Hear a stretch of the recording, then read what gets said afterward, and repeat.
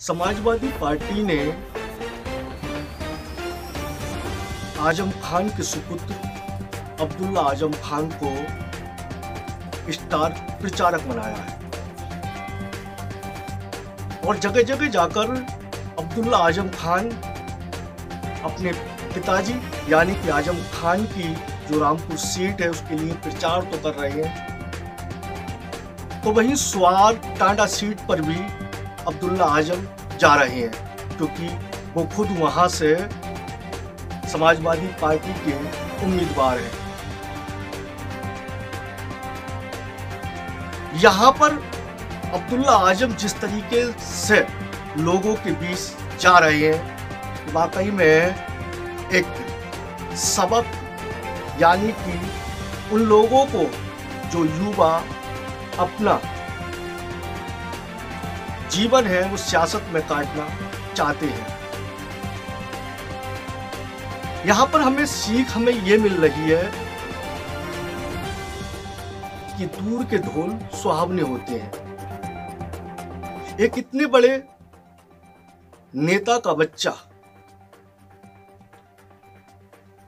जिसके घर में सियासत जिस दिन से आंख खोली है उस दिन से देखी है, और ऐसी सियासत भी ना कि एक गांव एक क्षेत्र की सियासत हो, एक उत्तर प्रदेश लेवल की सियासत और यहां तक कि राज्यसभा के सांसद आजम खान रह चुके हैं।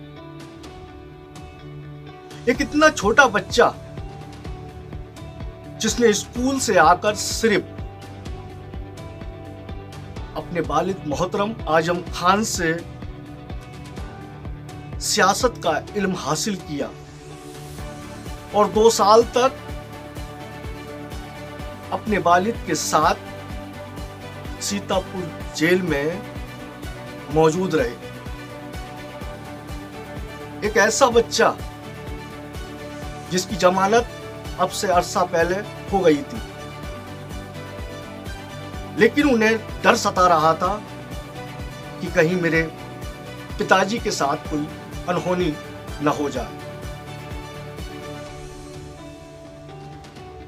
यहां पर हमें यह सीख मिलती है कि अगर आप युवा नेता बनना चाहते हो, जो दिखता है सामने से हकीकत में वो होता नहीं है। इसके लिए मेहनत करनी पड़ती है, संघर्ष करना पड़ता है, क्योंकि जब आदमी संघर्ष करता है, मेहनत करता है, तो उसके साथ उसका साया भी साथ नहीं देता। लेकिन जैसे ही उस पर चमक आती है तो लोग उसके इर्द गिर्द घूमने लगते हैं। यहां पे हमें सीख मिलती है कि एक ऐसा छोटा सा युवा जो तकरीबन 23, 24 या 25 साल का है, जिसके वालिद इस समय मौजूद जेल में है और उत्तर प्रदेश की सियासत में एक बड़ा नाम रह चुके हैं। अगर वर्तमान की बात करें तो इस समय लोकसभा के सांसद हैं और पहले कभी राज्यसभा के सांसद चुने गए। लेकिन एक छोटा बच्चा जो भी चंद रोज पहले जेल से आता है, अपने वालिद के लिए प्रचार रामपुर में करता है, सुहार जाता है, बिलासपुर जाता है और चमरौआ विधानसभा में जाता है। यहां पर हम उसकी चमक को नहीं देख सकते। हमें अगर निष्पक्षता पूर्वक देखना है तो उसके हौसले को देखना है और उन युवाओं को सीखना है जो जज्बातों में आकर कभी कभी ऐसे फैसले ले लेते हैं जिसमें कि समाज में बैठे वो भेड़िए उनका नाजायज फायदा उठाते हैं, जिन्हें सियासत की ABCD को आगे बढ़ाना होता है। एक इतने बड़े परिवार से ताल्लुक रखने वाले अब्दुल्ला आजम खान जेल जाते हैं अपने वालिद मोहतरम के पास रुकते हैं। उसके बाद वो चाहते तो आराम भी कर सकते थे। उनके पास कौन सी कमी है? दौलत है, शोहरत है और चमक भी है। लेकिन एक जमीनी स्तर पर डोर टू डोर अपने पिताजी के लिए, यानी कि अपने वालिद साहब के लिए डोर टू डोर कैंपन कर रहे हैं, लोगों से वोट मांग रहे हैं।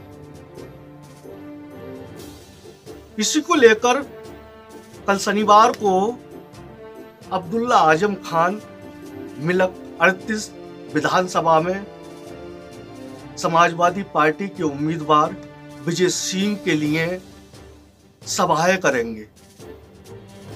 इस समय तो नुक्कड़ सभाएं हो रही हैं, यानी कि उनकी सपोर्ट में आएंगे। और उसके तुरंत बाद सेपनी सर सैयद इंटर कॉलेज में आकर जो समाजवादी समर्थक हैं और क्षेत्र की आवाम है, उन्हें विजय सिंह के पक्ष में संबोधित करेंगे। इसके बाद सीधे बिलारी विधानसभा समाजवादी पार्टी के उम्मीदवार फय्यूम के पक्ष में माहौल बनाएंगे। लेकिन आखिरी में बस फिर यही कहता हूं कि उन युवाओं को सीखना होगा जो छोटी छोटी अवस्था में भी अपने आप को युवा नेता समझ रहे हैं। यहां पर उन बच्चों को सीखना होगा अपने उन सीनियर लोगों से जिन्होंने संघर्ष किया है, जिन्होंने जमीनी स्तर पर रहकर अपने आप को मजबूत किया है। और जब तक आप जमीनी स्तर पर रहकर संघर्ष नहीं करोगे, तब तक मेरी बातें आपको गलत लगेंगी, मेरी बातों को सुनकर आप क्रोधित होंगे। लेकिन एकांत में सोचने वाली बात है कि जिस अवस्था में आप सियासत कर रहे हैं, जिस छोटी अवस्था में आप खादी के कुर्ते बना बना के पहन रहे हैं, ऐसी अवस्था में आप कोई डिप्लोमा करो, आप कोई ऐसी तालीम हासिल करो जिससे कि आने वाला आपका मुस्तकबिल एक अच्छे पायदान पर पहुंचे। और आप यहाँ पर सबक भी ले सकते हैं आजम खान के सुपुत्र अब्दुल्ला आजम खान से, जो कि एक अच्छे कबीले से ताल्लुक रखते हैं और एक अच्छे नेता के बेटे हैं। उसके बाद भी वो जमीनी स्तर पर मेहनत कर रहे हैं। मैं लास्ट में फिर कहना चाहता हूं कि दूर के जो ढोल होते हैं वो सुहाने होते हैं, लेकिन जितने पास जाओगे इतना ही आपको महसूस होगा कि तबला बज रहा है।